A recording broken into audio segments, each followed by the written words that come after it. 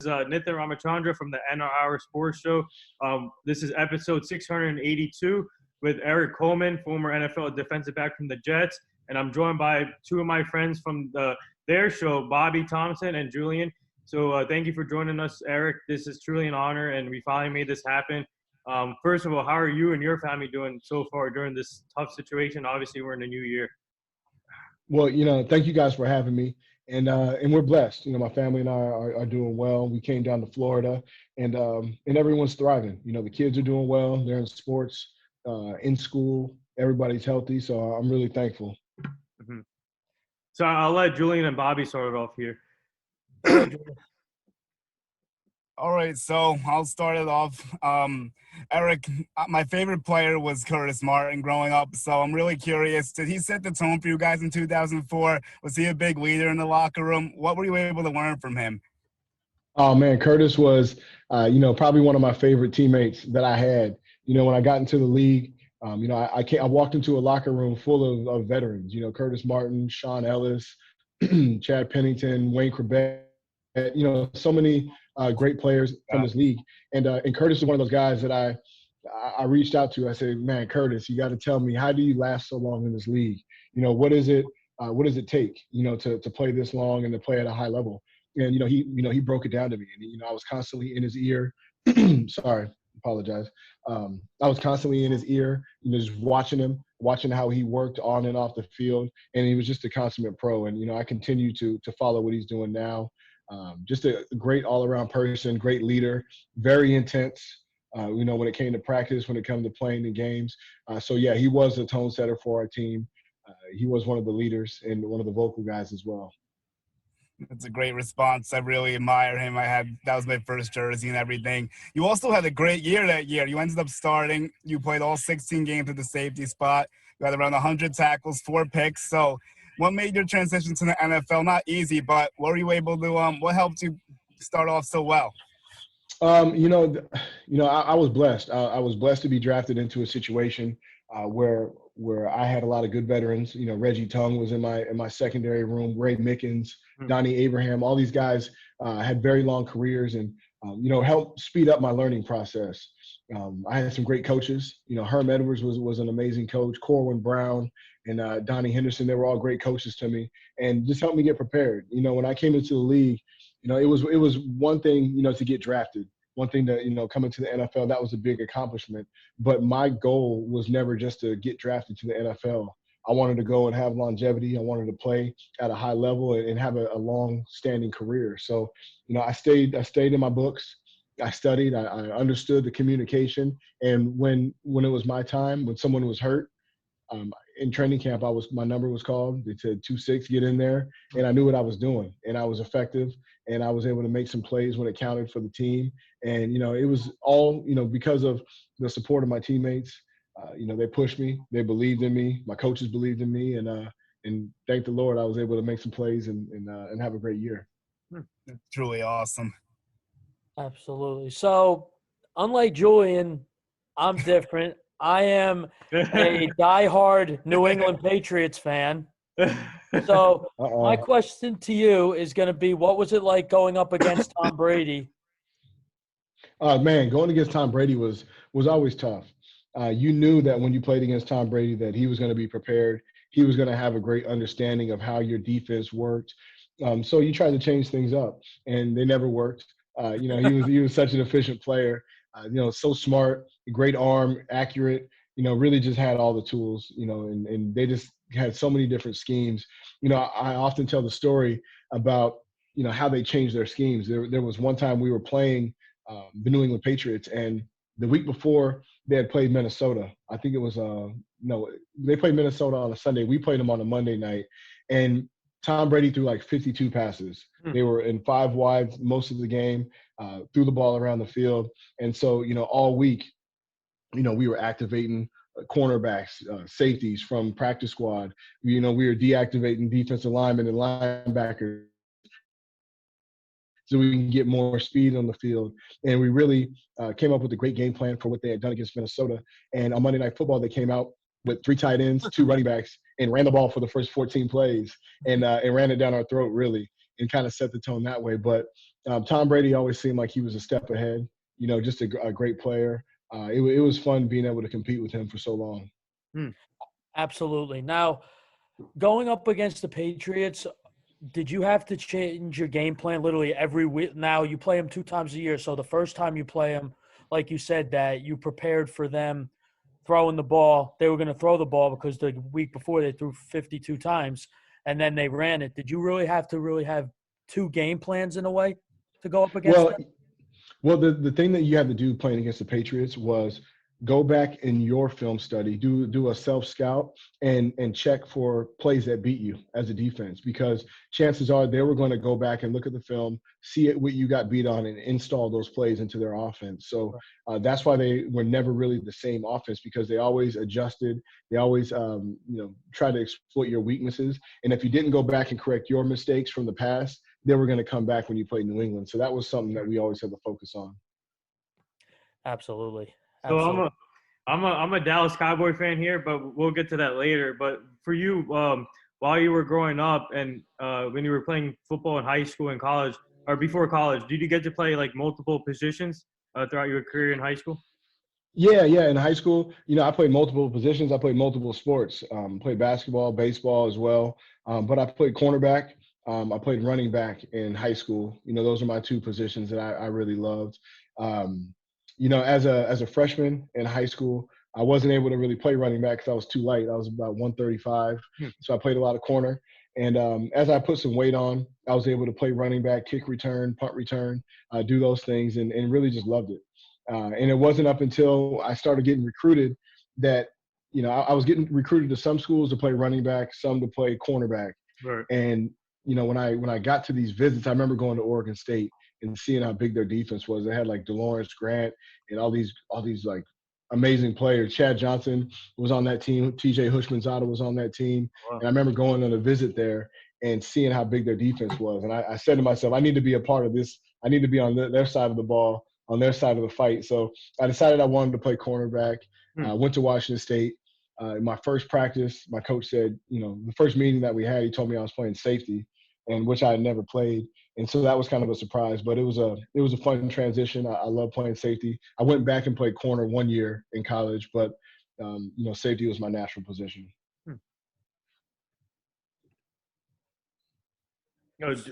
Julian or? Yeah, okay, so that 2014 was very good, and you guys had a nice playoff run. That Steelers game irks me to this day, and I'm sure it irks at you too. So what was it like playing in the playoffs in that atmosphere, especially in Heinz Field for your first season? It must have been an electric moment. I'm curious your thoughts on that game and like that whole season, I guess. Yeah, that was a special season. My rookie year, we had played Pittsburgh once during the regular season that year, and it was a tough game. We battled. So we knew what we were getting into when we beat San Diego and we're going back up to Pittsburgh for that playoff game. We knew it was going to be intense. The Pittsburgh fans are crazy. It was really, that was probably one of my best experiences playing as far as going to a stadium, because like you would pull up and there's all these highways going to the stadium, and everywhere you looked it was black and yellow everywhere, barbecuing down the street, wherever you were, it was black and yellow. People were going to work because we played a Saturday game. We arrived from the airport, we were going to our hotel. Everyone had their Steelers jerseys on with their suit pants and their suit jacket. Everyone was wearing jerseys, and it was a really intense environment. It was fun to play. That game it went back and forth the whole game. We made some big plays on defense. They made some plays, and at the end of regulation, we had an opportunity to win it, and we missed a field goal, so we went into overtime. Then the offense had a great series. We I think we threw a deep bomb to Santana Moss, got in field goal range, kicked another field goal to win in overtime and missed that one. And they, of course, ended up winning and going on. I think they won the Super Bowl that year. Wow. So it was tough. That was my rookie year. So, of course, my thinking was, we'll be back next year.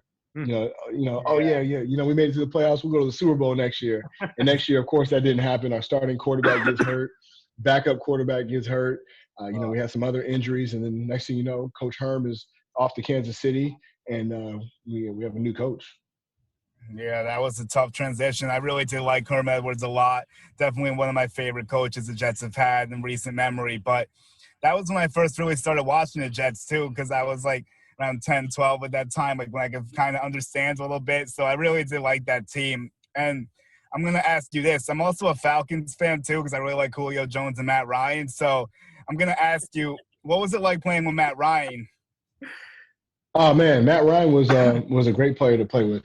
When I signed with Atlanta, that was his rookie year, and so the other safety that I played with was Lawyer Malloy. All pro, all pro safety, Super Bowl winner. Was a great player to play with and learn from. And I remember that we were, in spring ball, we would go out there and we would disguise our coverages and trick Matt into throwing interceptions. And as we went through training camp, he started working us and he started manipulating the defense and making these great throws. And then we got into the first game of the season. And I think the first pass he ever threw was like an 80-yard touchdown to Michael Jenkins. And so, he was one of those quarterbacks that was a great leader when he came in.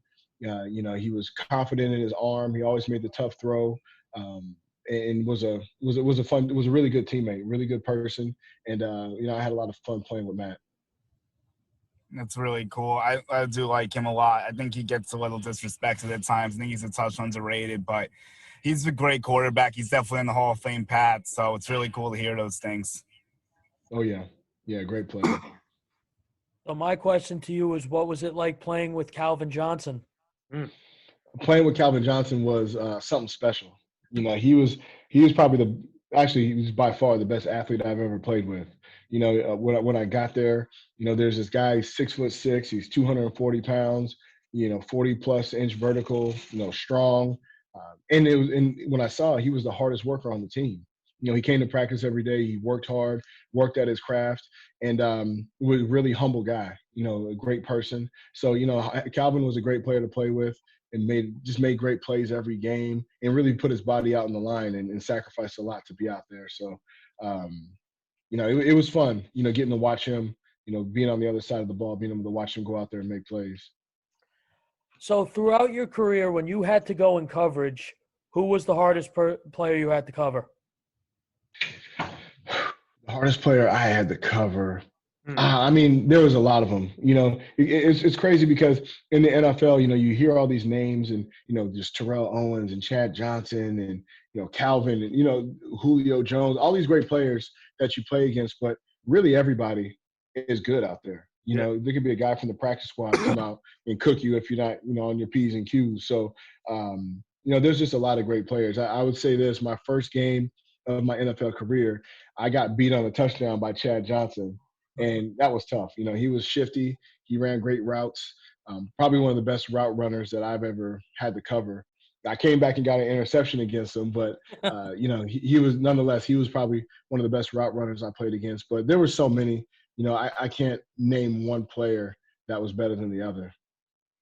Yeah, that is a tough question. It really is. But one of my last questions for you is, when you were with Detroit, you played with Matthew Stafford, and I'm sure you heard now that he's going to be parting ways with Detroit. In your opinion, where do you think would be an ideal landing spot for him? Oh man, there's a lot of ideal spots.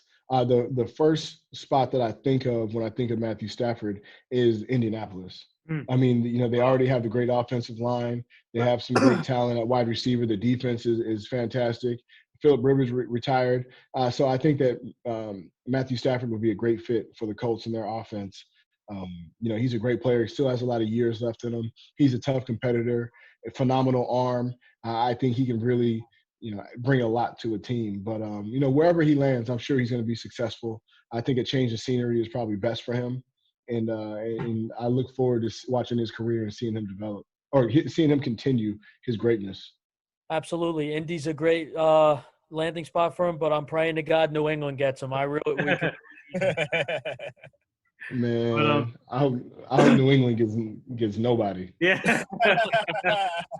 I enjoyed them being terrible. So I got to ask you about your draft experience. Take me back to your draft. And obviously you got drafted in 2004, round 5, pick 143. So what was that like, and getting the call from the Jets and spending time with your family and friends? What was the draft experience like? Man, the draft was a special time in my life. It was I was a guy who was I had a mid-round grade. I didn't expect to be drafted on the first day. Yeah.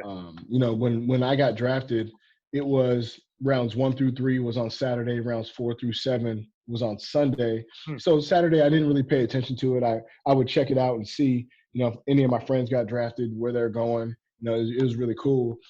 Sunday, I woke up, I went to my grandmother's house. She was out of town, so I was by myself, and I was just watching the draft. I watched the round 4. I was hoping I'd get picked. I was kind of excited. Butterflies in my stomach, nerves were going, and I was watching round 4, and then all of a sudden it go to round 5, and um, it changed from ESPN to ESPN2, and my grandmother didn't have ESPN2, so I was kind of in the blind. I was sitting there, I was panicking, I was walking around, I was tearing up. I called my agent. I'm like, man, am I going to get drafted? Is this going to happen? And, I prayed, I kept my faith, and I came back to my grandmother's house, and I was just sitting on the couch, just looking at the wall, and my phone vibrated.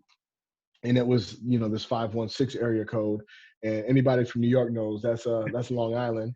And it was the New York Jets. And they called me and said, Erik, would you like to be a New York Jet? And I was like, hell yeah, I'd like to be a Jet.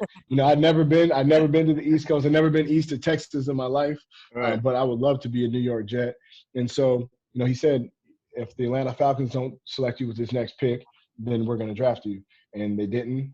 I called my mom, because my mom was at her house. She was throwing a party, and I didn't want anything to do with the party. So I called my mom on the other phone. I had my cell phone on my left, my grandmother's house phone on the right. And I called. I didn't say anything. And he said, congratulations, you're a New York Jet. And about 20 seconds later is when it came up on the TV screen. I hear everybody start screaming. And it was a great feeling. I drove up to my mom's house after that. We hugged, we cried. It was a big celebration. We had a nice barbecue, and it was really a good time, a great moment in my life. But I knew it was just the start. Right. Julian or? Yeah. Okay. So Bobby brought up one quarterback. I'm going to bring up another one that has definitely been in the news lately. And I think you know where I'm going to go with this one. So Deshaun Watson, Jets. What do you think is the likelihood that actually happens? Oh man, thank you. Deshaun Watson to the Jets would be amazing. He's a phenomenal player. Obviously he did more with less this year. Still had, Pro Bowl numbers, all pro numbers, with the Texans team, where they took away his best receiver. So, if the Jets were to get Deshaun Watson, that'd be amazing. But at the same time, I am confident in what Sam Darnold can do. I think you put the right pieces around him, put the good offensive line. I still think that he's a very good quarterback, and he has his best football ahead of him. So, yes, it would be great to get Deshaun Watson, because he's a game changer. Right. He'll change, the trajectory of your whole organization. But at the same time, I know that there's a lot more issues that the Jets need to address. So I'm not gonna, I'm not gonna just put all my coins in on that one. So it would be exciting, it'd be something new. But I'm still confident in Sam. That's a really good point. I mean, there's a lot of different ways they can go. I don't know if they'll draft someone in 2. They could trade back, maybe go with Sewell. I mean, there's so many different options for them. It's going to be interesting to see how JD and Saleh attack this offseason. I'm definitely excited, though. They have a lot of cap space and a lot of draft capital. So what do you think is the best way they should attack the offseason then? That's a good question. I think one second. Sorry, I had to clear my throat. I didn't want to scream in you guys' ear. I think that, it's tough. You have a lot of money in free agency, but you always want to build your team, the foundation of your team, through the draft. And they have 2 first-round picks. They have, I want to say 9 picks in the first 3 rounds. So, that's a lot of opportunity to bring in some good talent, to build a nice foundation. They already have some great players like Quinnen Williams. Hopefully they re-sign Marcus May. That would be great. He's a big playmaker and a big leader back there. So there's a lot of great players that they have that they'll be drafting, that they have in the organization already, and it's just about getting the right guys. I think you add in some complementary players in free agency, maybe a wide receiver, maybe a cornerback, maybe some offensive line help, and you're still getting back C.J. Mosley. There's so many additions and so much to look forward to if you're a Jets fan. Absolutely. I'm excited for it. I think there's better days ahead. I really like the Saleh hire, so we'll see what happens going forward. Yes, sir. I like that hire too. He's a Yeah. great coach, a great leader. So I'm excited about the direction that the organization is going in. So I got to ask you about obviously the Falcons didn't call you on the draft. So what made you choose to sign with the Falcons after your Jets career? Because or what, was it tough leaving the Jets at first, and what made you choose the Falcons? Yeah, leaving the Jets was tough. My wife, who I had just got engaged to, was from New York. I had built a life on Long Island, and it was going to be tough to leave. And going into free agency, my first visit was to the Falcons. Thomas Dimitroff had just got there from New England. He worked me out when I was a rookie, and it was just a good atmosphere for me. They had some opportunity for me to come in and start and make a big impact. And I like the direction of their organization. Arthur Blank does an amazing job, with the facilities, with the, just his whole belief system. He's just a great person. All those guys for the Falcons are heavy in the community, and it was a really good atmosphere, and I was excited about it. So that's, really why I ended up going with the Falcons. So you know what? I'll ask you what's it like being on the radio with the late night show for the Jets? Oh, it's awesome. I get to analyze the game. I get to sit back and when Jets fans are frustrated or happy, I just tell them the real. You know what I mean? I'm trying not to be. I try not to be too negative. I try not to be a homer. I try to just tell what's real. I watch the footage. I break down clips. I talk about examples of what's going on the field, and I talk about my experiences. So I think it's great to get a different perspective, and it's definitely fun to talk about my squad. I consider myself a Jet. I played there. They drafted me. I live in Long Island, so it's that's really the home team right now. So it's definitely an honor to be able to represent them on their late night show. Do their pre and post game shows, and just continue to talk about football. It's been a blessing. Absolutely. Do you miss the game? No, I don't. I was blessed. I was blessed to play enough football. I played 9 years. I played a lot of ball. I don't miss the game. I do miss my teammates. I do miss the camaraderie. I miss the working together. Working out, training. Just the grind of it. I really embrace that, and I love that. I love getting to know different guys, and it was just fun. It's nice going into a locker room with 53 other guys that understand what you're going through. The frustrations that you may have. Not a lot of people can relate to what an NFL player goes through, and when you have your brothers in there, it's nice to have all those guys to be able to chat with. So that's what I miss, the camaraderie. But I think through the NFL, the players union, the NFL legends community, the NFL alumni, they have a lot of organizations post football that really give you an opportunity to reconnect with your former teammates and NFL brothers. It's a small group, so it's nice to be able to connect with them and share those stories and just look back on what you did, what you accomplished, because it's really amazing that we all got to play in the NFL. Yeah. Absolutely. It's a great honor. It really is. Mm-hmm. So I got to ask you this, though. So whoever didn't know about you as a player, what did you bring to the field as a defensive back? And what was your nickname on the field? So if you don't know me, I'm not the biggest guy. Right. I'm smart. I'm feisty. I'm a scrapper. You know what I mean? I like to get down and dirty. Seldom will I beat myself. I'm not going to make a lot of mental mistakes. I'm going to go out there, make the tough tackles. I love tackles. That was one thing that I really, had 100+ tackles in probably all my first of my 5 seasons in the NFL. I love sticking my face in there and getting dirty. I love having fun. I enjoyed every minute of playing. And it depends on who you ask what's my nickname.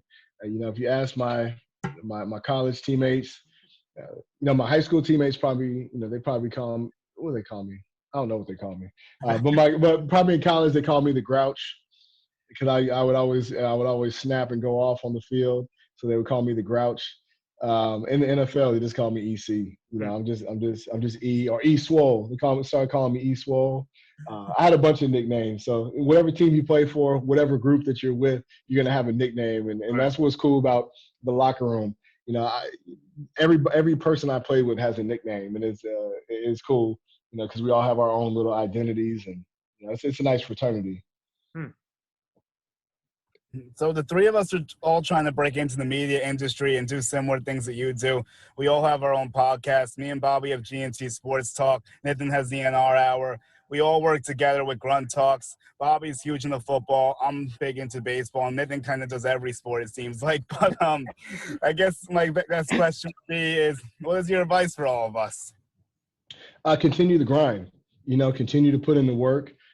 Do the research, put in the effort, keep with this podcast. You guys are at an advantage that, probably I didn't have when I started, podcast. You can put up interviews on your social media. People can see it. You never know who's going to see these interviews and who's going to see the talent, the questions that you ask. But it is a grind. It's a lot of work. I tell people all the time, I worked for free for 2 years before I started getting the real opportunities. It was definitely tough. I had to, wake up late. I still grind. When I do my late night show, on Sundays during the NFL season, I do my Sirius show. It's at 7 a.m. So when I lived in Long Island, I drive into the city. I wake up at 4:45 in the morning. I go into the city, go to the stadium, do my shows, come back home, have dinner with my family, put my kids to sleep, go back to the city again, get back home at 2:30 in the morning. So, it's a long day. It's a grind. But if you love it, it's not work. You know what I mean? So just, stick with it, continue to put in the work.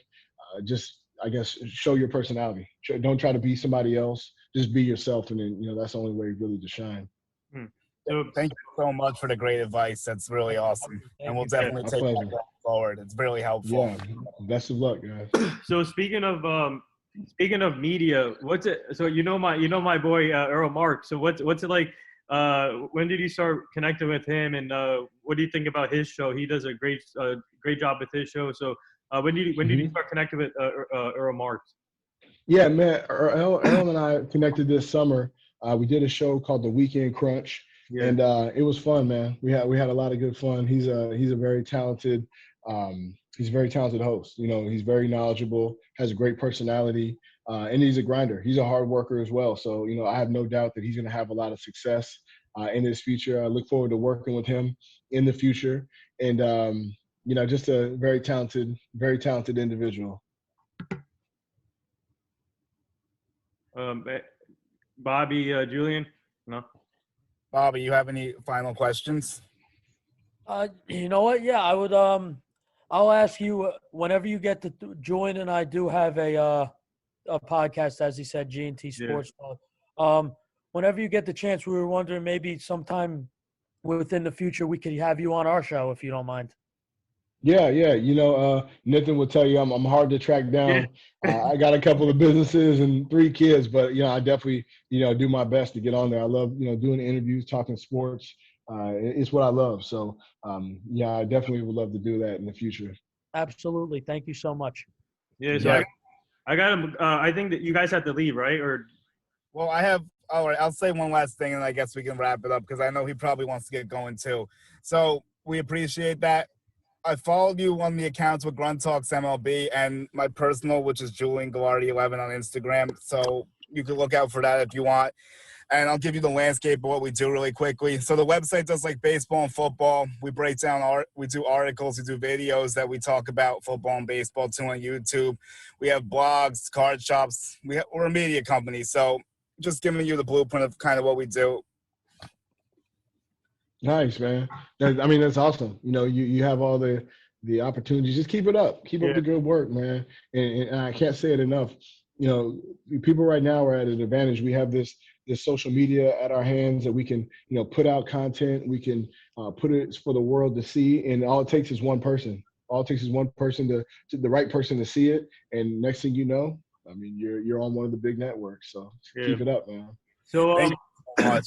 I got a couple more things for you here. So looking back at your career, how grateful are you to be in this position?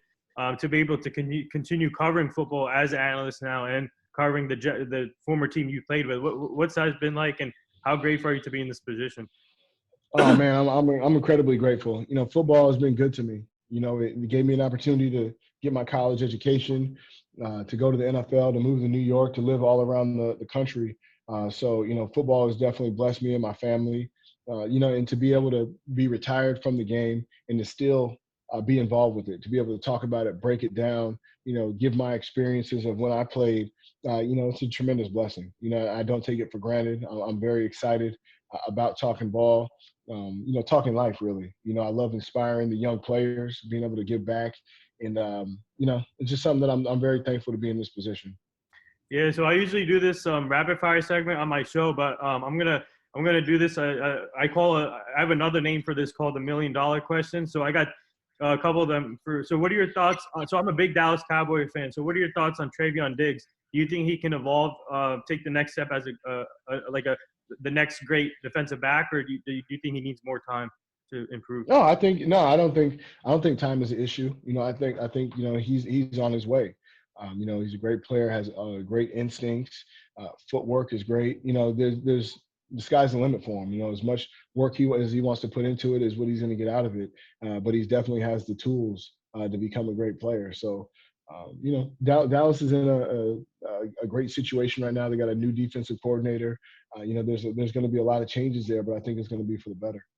Yeah, so I know that you do a lot of things with the Jets, but Robert Saleh is now on the staff, which that's a great hire for you guys. But would you consider being on his staff in the future if he gives you the opportunity? Yeah, I mean, listen, coaching is something that I always thought I was going to do. Thought I was going to get into coaching, but business kind of took over. I had the opportunity to make some moves outside of football, and it's been great. I get to spend time with my kids, but at the same time, it's a part of me. So I can't help but be attracted to going back to the game and teaching the game, and it's something that I love, and the X's and O's, understanding what was going on was something that helped me thrive throughout my career. So it would be great to have an opportunity to coach at the NFL level. I would definitely I would definitely give that a long look, but it's not something that I'm pursuing right now. But if the opportunity came, I'd be excited about it. So the last two things here before we let you go, this is a question I've been bringing up to all our guests actually about the late Kobe Bryant, his daughter Gianna. Obviously, January 26th was their anniversary. So, do you have any Kobe memories, and have you met him in person before, or do you guys remember where you were at the day when it happened? Yeah, I mean, I definitely remember where I was. I was at a restaurant on Long Island with my family, and I didn't believe it. I was crushed. My daughter was crying. It was an emotional day. Kobe is one of those guys who I never had the opportunity to meet him, but I definitely watched him. I was a big fan. He's one of the greats. He had the tenacity, the work ethic. He was a great father and husband. Those are some things that I love to watch out of him. And what I really paid attention to was off the court when he was done playing.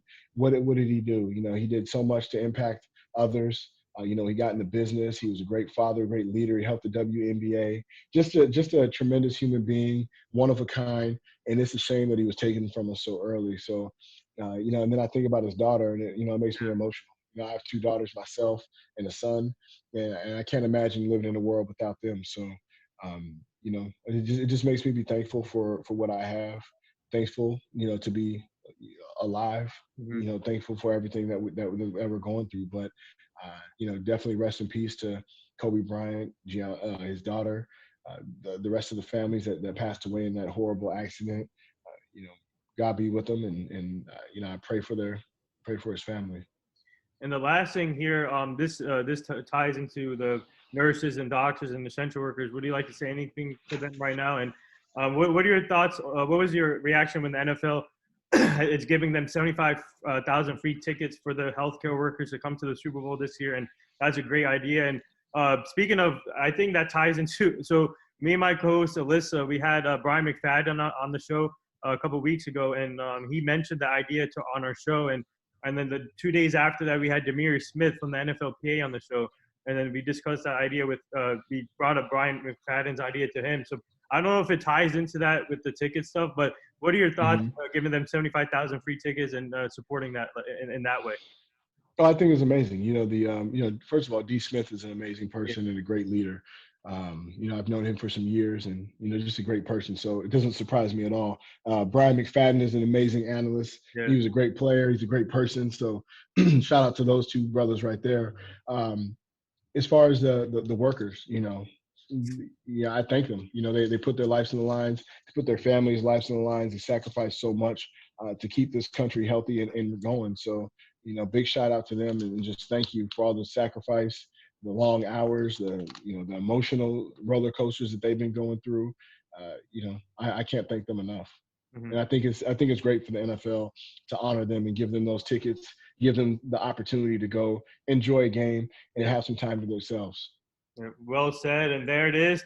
That wraps up episode 682 on the Anna Hour Show. Thanks for joining us, Erik Coleman. Obviously played in the NFL, defensive back. This has truly been an honor. I'll be posting this on all social media formats, and continue grinding. Keep up the great work. We love what you do on the Jets show when you guys cover the Jets. So keep it up, and it's looking good for the Jets in the future. So hopefully they can capitalize on a few things. But you and your family stay safe, and thank you again. Thank you so much. Thank you. Thanks for having me. You guys keep up the great work. Thank you. And God bless. Thank you. Yep. I want to thank you also. This was really an honor. Amazing Jets fan. Just great insight. Can't thank you enough. This is incredible. Thank you. So My good pleasure. luck going forward as well. And hopefully we'll meet again. All right. Thank you, guys. Have a great one. No problem. All right.